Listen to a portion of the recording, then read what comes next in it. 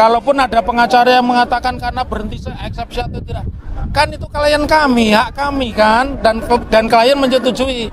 Kenapa ada suara lain, suara sumbang itu namanya radio rusak, ya. Radio rusak itu bukan tim kami itu kalau ada radio rusak. Ini yang dimaksud saksi pelapor itu si Jokowi, Pak? Iya dong, di mana-mana. Anda sudah tahu ya putusan Nikita Mirzani, pelapornya adalah Dito Mahendra. Ternyata perkaranya dipulangkan oleh hakim karena Dito Mahendra sudah dipanggil secara layak 2 kali ke persidangan, nggak pernah datang, ya. Jadi buat Langkah Update, optimisme saya mudah-mudahan doa semua pencinta Langkah Update, Anda percaya pada kekuasaan Allah, insya Allah itu akan dikabulkan eksepsi kami karena itu ongkos yang murah. Ya.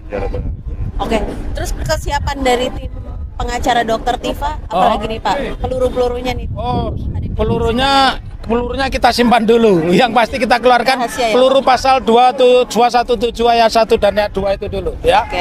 Nah. Terus sekarang dia kemana Bang? Bekas KSP. Ya pokoknya pejabat lah dia. Sekarang di mana dia sekarang?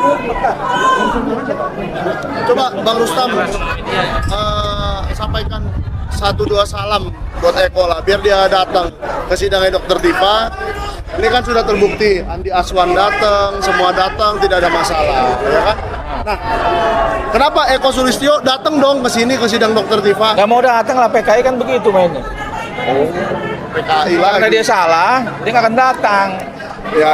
Kalau dia bener, dia pasti datang. Kalau benar kenapa takut datang ya? Iya, artinya dia tuh mendukung saya gitu loh. Kalau dia bener, karena dia itu kan sama abang saya kan berteman baik sama Nuku Sulaiman almarhum.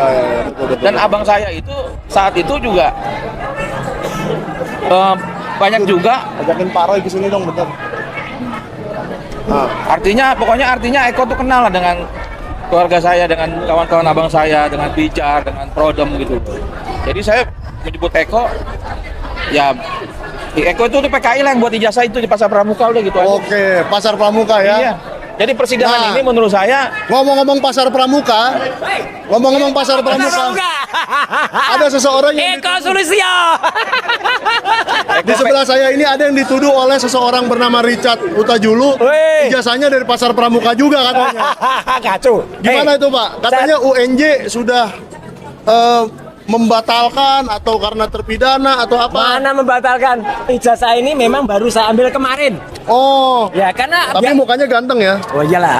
Identik nggak ini kalau pakai dong. retina face? Asli. Kan ada lintasan stempel. Iya. Ada kemudian watermark. UNJ. Ada embossnya tuh kelihatan embosnya. Oh, embosnya kelihatan Meskipun ya. ini kopi ya, meskipun ini kopi, Iya, tapi iya. embossnya tetap kelihatan. Jadi ini nggak sama dengan apa yang kemudian dituduhkan oleh sahabat saya Mas Rustam terhadap Eko Sulistyo yang pembuat ini. Ya, ini asli. Jadi ini bukan dari Pasar Pramuka ya? Bukan, meskipun kampusnya Oke. dekat dengan Pasar Pramuka. Ini Universitas Negeri Jakarta. Memang ini saya baru ambil kemarin. Kenapa kemarin? Banyak orang yang lulus itu, Mike. Kadang-kadang nanti ijazah. Ya, Ya. kan? Bahkan wisuda aja kadang-kadang nggak ikut ya. Biasa betul. orang nggak ikut wisuda biasa. Terus saya dituduh nggak ikut wisuda. Mungkin matanya perlu diperiksa. Ya. Nih, Oh iya, ada foto-foto wanita cantik tuh di sebelah Pak Roy. ada dong yang namanya wisuda. Itu kan kita kadang-kadang fotonya bareng-bareng gini. Ya mah nggak kelihatan kalau bareng-bareng mana nih. Nah ini kan Foto bareng-bareng. ini waktu. Nah ini kan foto bareng-bareng. Nggak kelihatan fotonya di sini. Tapi kalau dideketin, di zoom. Oh ada nih. Ada. Jadi ini saat saya wisuda. Berani nggak Pak ini dipakai retina face di compare dengan muka Bapak? Pakai retina face, pakai apa namanya nose face, pakai ear face sama. Nih, ini ketika wisuda waktu itu ya, ada semua. Oh iya, ada wanita-wanita cantik di sebelah Pak Roy ya. Foto ini itu. Wisuda Universitas Negeri Jakarta tanggal. 6 Maret 2024. Nah ini saya Ya. dekatin ya. Ya, 6 Maret 2024. Jadi Ada. bukan di wisuda kemarin ya. Ya. Katanya kan Bapak di wisuda kemarin. Ijazahnya di print kemarin. Tiba-tiba datanya celuk ada kemarin. Tanggal berapa nih? Tanggalnya Jelas ijazah? asli. 31 Januari 2024. Ini ijazah Siapa yang lama bilang bukan palsu? jutaan baru ya. Siapa Ini yang Nah, bilang jadi palsu? saya nggak enaknya Ijazahnya di mana-mana saya tulis dulu ya. dilabeli pendukung Roy Suryo. Wih. Nah kalau saya pendukung Roy Suryo, makanya saya pertanyakan ijazah Makanya. yang dituduh palsu ini, Betul. gitu kan? Clear ya. Jadi itu insya Allah clear. Jadi langkah ke depan tinggal kita menjerat orang-orang yang mengedarkan kabar bohong ya, Ya. atau fitnah ya. Salah satu orangnya namanya Richard Hutajulu. Ya, Dan betul. ada satu saksi kunci tentang perkataannya Richard, yaitu Michael. Gua lagi. Jadi saksi. Iya. Jadi Richard Hutajulu itu dulu pernah memberikan ke saya data-data mengenai ijazah Jokowi. Oke. Awalnya Jokowi. Awalnya mengenai ijazah Jokowi. Ya. Tapi lama kelamaan setelah dia podcast bersama orang-orang yang tidak usah disebutkan namanya, nggak perlu kita buat Ya, terkenal. ya. Kok tiba-tiba dia meneliti ijazah Roy Suryo? Oke. Gimana pendapat Bapak? Ya nggak apa-apa neliti. Kok orang yang meneliti ijazah Jokowi tiba-tiba Nggak boleh. Ijazah setiap orang, terutama orang publik ya. Saya meskipun bukan pejabat publik lagi. Ya. Tapi itu boleh diteliti untuk menunjukkan keaslian. Jadi kalau misalnya nanti Pak Rustam, gua teliti deh ijazah Roy Suryo, silakan. Dan kalau perlu saya berikan transkrip nilainya nih, transkrip nilainya. Ini nanti akan kita bahas di Sentana ya. Iya, IPK-nya di bawah 2 nggak Pak? 3,86. Predikannya sangat memuaskan. Sangat memuaskan. Kalau di bawah 2 lulus nggak Pak? Enggak lulus lah. Ini asli ya. Ini transkrip ya. Nanti detailnya akan kita bahas di Sentana dan Oh siap. Promosiin Sentana semua. Promosi jadi. dong. Oke, Aduh. jadi udah jelas ya tentang Ya. ijazah UNJ Ya. S3 dari Pak Roy Suryo. Ini Loh, kalau dari S1 sama S3 kok nggak ada S2-nya? Ini loh S2-nya. Oh, ini S2-nya. UGM asli ini UGM ya. Asli ya, Wah, asli. Oh, ini tapi MKes ya, Magister Kesehatan. Magister Kesehatan. Iya, iya. Gitu. Jadi, Apa lagi? ada lagi nggak, Dan Bang? kita harus terus bikin dukungan untuk TPIP, tim pemburu ijazah palsu. Betul. Jokowi. Ya, Sedang melaporkan Mas kepada Rustam tim. Effendi, Pak Rizal Fadila, Pak Heru dan satu lagi Bu Kurnia Triwani. Ya. Jadi begini. Ya, coba jelaskan. Jadi apa yang saya dapat di lapangan ini Ya. bahwa 100% ijazah Jokowi dibuat di Pasar Pramuka. Sip. Yang membuat itu Eko Sulistyo, Yes. mantan ketua KPUD Solo, Ah. ketua KSP dan komisaris PLN. Oke. Nah, jabatan Pantes. jabatan banyak. Makanya listriknya mati-mati Iya, sekarang. Pak harus apa ngomong? Nanti mati-mati listrik. Jadi yang harus ditersangkakan itu adalah Jokowi, Semua belakangnya. Eko Sulistyo, Itu. diduga kuat juga Pratikno. Nah. Jadi bukan kami yang harus jadi tersangka. Iya, betul. Orang-orang inilah yang terindikasi kuat yang membuat ijazah itu. Walaupun polisi ini menyatakan ini identik, UGM bilang ini asli, tapi yang buatnya orang ini nih. Secara Eko Waduh. Sulistyo, aktivis PKI. Orang ini PKI. Abang punya Jadi saksinya PKI nggak? Banyak. Di kalangan kami aktivis bilang itu Eko memang PKI. Orang-orang yang suka berbuat jahat itu, kalau menurut saya ini. Wah, asu KB. Jadi Eko itu tidak akan marah kalau kita bilang Eko PKI, karena memang dia PKI dan dikenal di kalangan aktivis dia PKI. Jadi dia nggak akan marah. Iya. Tapi dia nggak akan berani tampil karena dia Oke. kuat udah selesai. Jadi Jokowi nggak bisa berbohong lagi. Berarti PK itu apa? Partai Keasuhan Indonesia. Jadi kira-kira seperti itu. Itu mungkin sama seperti bilang Rustam TPIP gitu. Oh ya. Iya betul. Jadi Masa marah dibilang? Enggak. sampai hari ini saya sebutkan nama Eko itu udah lama, Ya. tapi nggak berani tampil anak ini. Dan dia tahu saya laporkan, keluarga Nuku melaporkan dia tahu. Wah, sip. Tapi kenapa dia nggak mau tampil? Artinya ada sesuatu, Ya. ada kesalahan yang diperbuat. Saya tidak menuntut dia, cuma suruh dia minta maaf aja, Mas. Betul. Minta Iya. maaf pada saudara Indonesia. Dan ngaku. Dan ngaku, Jokowi juga sama, selesai kasus ini. Yes. Kalau masalah ditangkap itu urusannya Prabowo, mau dilepaskan nanti itu urusan Iya.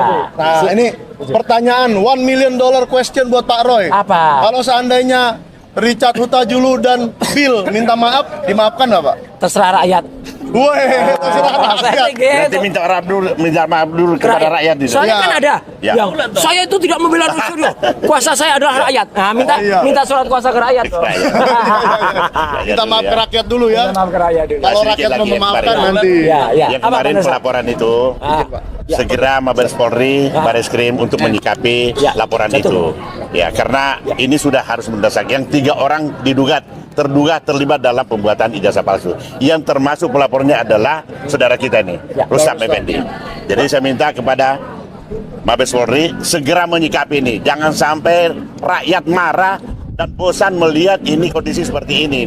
Ya, kita sudah berkali-kali untuk melaporkan. Sudah 2 kali apa 3 kali itu laporan, tapi tidak ditanggapi. Ya, semoga Mabes Polri ini ada sikap tegas untuk memanggil yang 3 orang itu dan memproses. Mas Uni. Terima kasih. Lu mau bongkar lagi? Enggak, sedikit dulu. Iya, nggak apa-apa, silakan. Sebelum ini saya mau ke Pak Nursam dulu nih. Yang lain dulu, Pak Nursam, kok sepertinya Bareskrim hanya cepat melayani pelaporan ijazah kalau pelapornya Egy Sujana. Jangan-jangan Pak Nursam harus merekrut Egy Sujana lagi. Nah, tidak. Gimana Pak? Ya, Egy Sujana itu adalah teman kita. Biarkanlah mereka itu mengembangkan bakatnya. Oh, gitu ya. Tapi kita ini tetap konsisten, pro dan harus kita tidak mendiamkan persoalan ini masalah ijazah. Ya, jangan Bareskrim tinggal diam ya. Ya, Harus jangan Bareskrim diam. Karena cepat. sudah 3 kali kita laporkan. 2 apa 3 kali kita laporkan. Ya. Belum ada reaksi. Nah, inilah yang terakhir barangkali. Minta dari Bareskrim bersikap. Jangan didesak sampai didesak oleh rakyat baru berbuat. Jangan tunggu sesuatu yang tidak mungkin akan terjadi, tidak diinginkan. Luar biasa. Saya kira demikian. Memang sidang Dr. Tifa ini membawa banyak berita ya. Tidak hanya soal Dr. Tifa, tapi soal Bareskrim juga, TPIP, soal Eko Sulistyo. Ya nggak apa-apa, silakan Pak. Terima kasih. Nah ini soal apa lagi nih? Formul game over. Perjalanan pendidikan Gibran bukan permainan. bukan permainan. Ini buku atau skripsi atau apa? Ini baru Saya pegangin, nggak apa-apa. Ini baru ininya aja, kisi-kisinya, teasernya, trailernya. Oh trailer. Kalau trailer itu film bro. Iya, kalau film tuh anggap aja trailer ya. Main-main. Bocor halus. Iya. Kalau ini mah bukan halus lagi. Jadi jangan dikhawatirkan kalau misalnya Pak Roy Suryo dan Bu Tifa itu lepas dari kriminalisasi ya. Sebenarnya ini kriminalisasi kan. Nah, terus kita akan berhenti mengejar ijazah, tidak. Karena saya sendiri sudah mengajukan permohonan informasi ke KPU pusat untuk baik Bapak Presiden Prabowo maupun Mas Gibran. Tapi saya tidak menuduh dua-duanya palsu. Justru saya nanti mau kasih lihat ini loh, kalau pendidikan luar negeri bisa jadi presiden, bisa jadi wapres, begini bentuk ijazahnya. Itu yang saya minta informasinya dan tidak dijawab tentunya. Tapi tidak. Bang Luk, saya harus melawan sedikit nih oleh Bang Luk ya.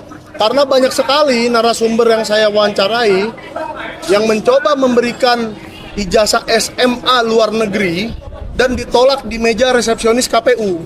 Nah itu dia, makanya nanti kita lihat. Kenapa Gibran lolos? Nah itu dia, makanya kita lihat nanti. Kalau Jumat depan itu kan limitnya. Kalau ternyata Jumat depan tetap tidak ada informasi apa-apa, ya saya akan ajukan sengketa ke Komisi Informasi.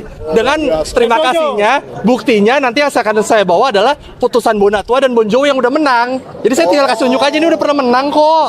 Nggak usah bawa bukti banyak-banyak, cukup itu aja. Tapi kalaupun lawyernya siapa? Lawyernya Solo aja kayak Bang Bonatua kan udah karena udah ada contohnya menang gitu. Jadi bilang Solo bro, nanti dikira Anda mau ke Solo. Oh iya. Ntar Solonya dikirain itu. Bawa buku RJ, Dikira bawa Anda pulang Marcel. Oh iya. Dikira Anda geng Solo. Oh ini kebetulan ya saya pakai baju kotak-kotak ini ya. Jadi kalau ada yang dibilang sakit hati ya, dengarkan camkan bahasa saya. Saya kelahiran tahun 1995. Ya mungkin muka saya muka tua atau gimana. Pokoknya saya kelahiran 1995. 2012 itu saya pertama kali nyoblos dan saya menyerahkan keperjakaan politik saya pada Pak Jokowi. Karena Pak Jokowi dan Pak Ahok lah yang pertama kali saya coblos dalam konteks pemilu. Ya. Seperti itu. Pertanyaan saya, Anda nyoblos Jokowi Ahok itu karena suka Jokowinya apa suka Ahoknya? Karena kabarnya pemimpin yang merakyat, yang belusukan, Katanya. toleran katanya, gitu kan, iya. Karena kan waktu dulu kan nggak ngerti. Sejak jadi gubernur nggak pernah kegorong-gorong lagi kayaknya beliau. Oh ya sampai jadi presiden juga nggak pernah kegorong-gorong lagi. Iya. Sudah. Coba saya mau lihat ini bukunya buku apa sih? Ini kan sudah 3 kali. Gila. Saya cukup 1 kali. Mendukung berat dong ya. Karena taunya toleran, merakyat. Saya baca ya. Saya enggak sih. Kategori konten menyesatkan. Wow. Saya enggak. Cuitan Ewing. Ternyata Gibran satu kampus dengan Hotman Paris. UTS. Wow. Jadi dia nggak bisa bedain antara UTS dengan UTS insert. Ya namanya. Itulah itu. Sebenarnya pada intinya buku ini hanya memuat 2 halaman ini. Jadi ini meskipun bentuknya tabel-tabel, tapi ini dua-duanya beda ya. Jadi ini kenapa dibilang kok judulnya Thermal Game Over ya? Karena sebelum-sebelumnya udah ada buku Gibran Endgame. Dari ya itulah, nggak usah disebut namanya. Dan ada lagi Gibran Let the Game Begin. Makanya karena kok kayaknya main-main udah game over aja. Ini kita jangan main-main. Karena hasilnya seperti ini. Bahwa lembaga negara, ya ini lembaga negara dan ini para takut.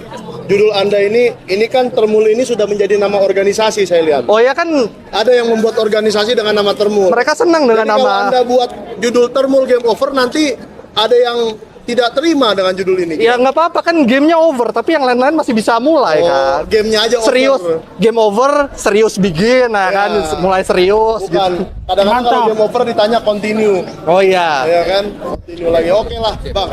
Apalagi Bang yang Ya, Dokter inti- Tifa kasih ini dong sedikit. Oh ya, itu yang tadi saya tanyakan ya, kenapa Pit B, Pitsus Pit B gitu kan? Karena sebelum-sebelumnya di pemberitaan itu kan sudah dikatakan bahwa sidangnya Mas Roy dan Dokter Tifa tuh udah diregistrasi dengan nomor 300/Pitsus, 301 Dokter Tifa /Pitsus. Pas tadi saya datang sidang, saya dengar pembukaan dan ini kok jadi 301 Pit B. Itu kan pidana biasa sama pidana khusus beda gitu loh. Dan juga jaksanya tadi pun juga mengatakan permintaannya Pitsus juga. Jadi sebenarnya ini Pitsus Pit B atau Pit P, pidana palsu. Itu dia. Kebingungan Abang ini apakah terkait dengan mundurnya Jampitsus? Kejauhannya. Bisa jadi. Oh, Tadinya gitu. pidana khusus Pitsus jadi Pit B karena Jampitsusnya mundur. Karena Jampitsus mundur. Mundur jadi pidana Roy Suryo hilang. dan Dokter Tifa jadi Pit B. Nggak bisa Berkasnya- Pitsus. berkasnya hilang. Karena kepala jaksa Pitsusnya hilang. Oh, oke. Ya kan bener kan Febri di mana Febri? Bang Febri di mana Bang? Oh iya Ya kan Bang Febri di mana? udah bersalaman. Kepolisian dengan kejaksaan sudah bersalaman dan Ya. kami ini bersatu katanya ya. Karena saya tadi mencatat beberapa hal ya. Oke, siap. Jadi Saya gini, tempelin sini aja, Bang. ya. Jadi Ini kan, pendapat hukum Bang Refli mengenai sidang tadi ya. jadi Silakan, kan Bang. begini. Saya datang ke sini memang sengaja ya. Ini malah pergi nih. Sini dong ini Man. Oh, saya kesini lagi. Iya dong. Oh iya, katanya mau serius. Iya, Kalau ada saya jadi ketawa-tawa, jangan ya. Enggak. Jadi saya datang ke sini sengaja ya untuk melihat, mendengar bagaimana nota perlawanan dari Jaksa. tim Dokter Tifa itu dijawab oleh jaksa. Oke. Dan menurut saya ada beberapa hal yang menurut saya penting ya untuk untuk ditanggapi. Misalnya bahwa pasal 32 dan 35 itu dikatakan sebagai pidana murni. Kalau itu dikatakan sebagai pidana murni dan bukan pidana aduan, sehingga ketika ditarik laporan tidak menyebabkan yang lainnya gugur, maka saya mengatakan bahwa sesungguhnya RJ terhadap 3 orang sebelumnya itu tidak berlaku harusnya. Kenapa? Karena dia kan mengutip KUHP yang baru, Undang-Undang 20 tahun 2025. Kalau dia mengutip KUHP yang baru, maka di atas 5 tahun itu tidak boleh RJ. Jadi yang di RJ-kan hanyalah pasal-pasal yang ancaman hukumnya di bawah 5 tahun. Berarti pencemaran, fitnah, Dan menyebarkan dia itu ya. sendiri mengatakan negara tidak kehilangan hak untuk menuntut. Jadi harusnya berlaku asas equality before the law. Jadi kalau misalnya RJ dilakukan oleh Jokowi itu hanya terbatas pada pasal-pasal pencemaran dan fitnah saja, pencemaran nama baik dan fitnah yang ancaman hukumnya di bawah 5 tahun. Tapi untuk pasal 32, pasal 35, pasal misalnya 28A, pasal 160 misalnya KUHP yang lama, itu tidak bisa dilakukan RJ, tapi 160 KUHP lama menjadi di bawah 5 tahun. Tapi paling tidak yang ingin saya katakan, pasal 32 dan 35 itu tidak bisa di RJ-kan. Nah, pertanyaannya adalah siapa yang juga disangka dengan pasal 32 dan 35, 32 Yang jelas Rismon Sianipar. Ya, salah satunya ya. Saya melihat ini kan dari sudut ilmu ya. Sehingga sebenarnya tidak sah RJ-nya. Nah, ini saya juga lihat ya. RJ di sini yang ditawarkan itu hanya untuk pasal 433 dan 434 aja. Berarti Rismon Sianipar ini terjebak lagi dong. Enggak. Dengan Jangan dulu. Jangan perkataan jaksa tadi. Bukan dia yang terjebak. Saya hanya ingin melihat bahwa kalau standing jaksa dipakai, maka RJ hanya berlaku untuk pasal fitnah dan pencemaran nama baik. Oke. Sementara untuk pasal 32 ayat 1 dan pasal 35, RJ tidak berlaku. Tadi kan dikatakan negara tidak kehilangan hak untuk melakukan tuntutan. Ya. Nah, satu ya, itu yang saya catat. Itu Poin pertama. ya. Poin kedua adalah menurut saya ketika dia mengatakan perbuatan berlanjut karena konten-konten yang dipermasalahkan tetap dibiarkan hidup dan bisa diakses orang. Menurut saya ini agak dilematis jadinya. Kenapa? Kalau misalnya Dr. Tifa menutup akses itu atau mengatakanlah menghapus konten itu misalnya, Ya. maka yang terjadi dia akan dikatakan menghilangkan barang bukti. Oh. Kan aneh. Lagi pula masih Jadi menjadi bahaya juga ya. iya, masih menjadi pertanyaan apakah konten-konten itu betul-betul konten yang bisa dikaitkan dengan delik pencemaran nama baik dan penghinaan serta apalagi delik 32 ayat 1 dan Iya. pasal dan delik 35. Manipulasi dokumen. Ya, nah itu juga menjadi persoalan. Sehingga menurut saya ada ambiguitas ya dalam jaksa melakukan menjawab terhadap nota pembelaan. Jawaban ini ya. Ya. Dia terkesan mengambil bagian yang enaknya saja untuk memperluas masalah ini agar kemudian baik Dr. Tifa maupun Mas Roy itu tetap bisa dikenakan dengan pasal-pasal yang ancaman hukumnya 12 tahun penjara. Apalagi kalau itu terkait cuma perkataan. Bagaimana mungkin manipulasi dokumen, kemudian kemudian edit dokumen hanya melalui perkataan? Oh ya nggak bisa dong. Nggak Harus bisa. melalui Iya, teknik IT. Iya, itu pun harus ada langkah-langkah untuk mengambil alih dokumen tersebut dan lain sebagainya. Betul. Lalu satu lagi soal integriti dokumen. Kan dia bilang soal integritas dokumen. Bagaimana mungkin jaksa mengatakan integriti dokumen? Dokumen itu sendiri tidak berubah. Kan integriti dokumen itu artinya dokumen itu dilindungi agar jangan dirusak orang lain dan lain sebagainya. Betul. Nah, dokumen itu masih bisa diakses dan tidak rusak. Lalu apa yang mau dipermasalahkan? Terlepas apakah dokumen itu milik Dian Sandi atau dokumen itu milik Jokowi, tapi yang jelas dokumen itu tidak rusak. Sehingga mengenakan pasal 32 dan 35 itu nggak masuk akal. Ya. Gitu loh. Sama seperti kita misalnya. Tapi tadi Bang kayaknya lebih banyak pasal 32 35 aja yang dibahas ya. Iya, Oleh para jaksa ini. saya khawatir ya ada sebuah skenario untuk menarik laporan misalnya. Oh. Nah, cuman karena ini sudah dimasuk dakwaan dan sudah dakwaan, saya kira tidak relevan lagi. Ya. Tapi maksudnya begini. Jangan sampai kemudian, ini analisis ya, Pak Jokowi tidak datang. Oh. Lalu dengan tidak datang tersebut, dia hakim akan bilang karena itu delik aduannya tidak relevan lagi. Oh, jadi itu masih ada jalan seperti itu ya? Ya jangan sampai. Jangan sampai terjadi Iya, ya. iya. Oke. Tapi kemudian kita tagih janjinya. Ketika kemudian nanti dikatakan kalau gitu delik aduan tidak relevan, hakim mengabulkan. Tetapi untuk delik umum masih relevan karena Tetap jalan terus sidangnya. Jaksa tidak kehilangan. Jangan sampai begitu. Jadi nanti permainannya bukan lagi di delik aduan, tapi di delik umum. Berarti ada skenario yang bisa terjadi Ya saya mencium ya. di mana Ya. Pak Jokowi tidak hadir, ijazahnya tidak kelihatan Ya. mungkin, dan sidangnya tetap jalan. Tak jalan, tapi yang dikenakan pasal 32 dan 35 yang dianggap delik umum dan mengatakan bahwa jaksa penuntut umum negara tidak kehilangan hak untuk Nah, menuntut. kalau begini memang masyarakat harus terus memantau sidang ini ya, Iya. Bang Jadi, Refli ya. Jangan sampai kemudian ada tricky yang kemudian dijalankan oleh pihak Jokowi. Dia tidak datang di sidang, lalu kemudian Dr. Tifa dan kemudian Mas Roy tetap disidangkan dengan mengenakan pasal 32 ayat 1 dan 35. Luar Yang biasa. ancaman hukumnya 12 tahun penjara. Jadi udah kami udah nggak ada urusan lagi, tapi ini adalah kami alihkan pada negara karena ini bukan delik aduan lagi. Nah, ini yang menurut saya tricky yang harus kita waspadai, jangan sampai terjadi.